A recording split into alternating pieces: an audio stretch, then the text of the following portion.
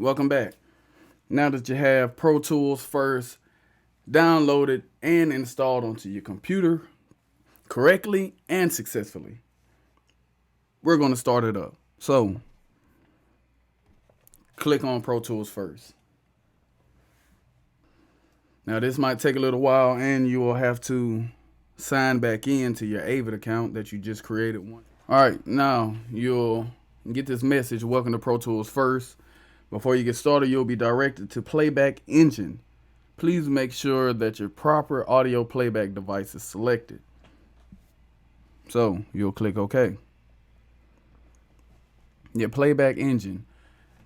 Now, majority of the times whenever you're doing a studio recording, you'll have an interface. So you'll select whatever interface you're using. With me, I'm using the Scarlett, so I'll choose that Scarlett.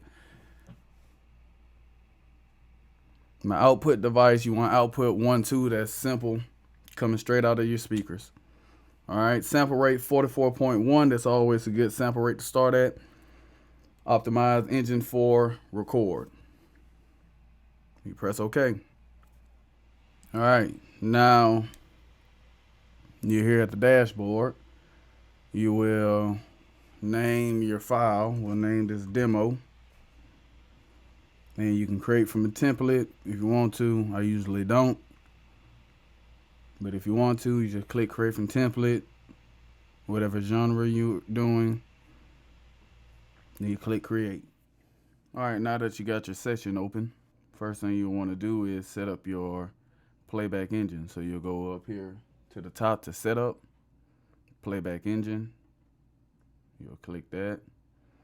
Under playback engine, you'll choose your correct interface. This is the interface that I'm using, so that's the one I'll choose. So, selecting this playback engine will automatically save and close your project. The project will be reopened when you are done.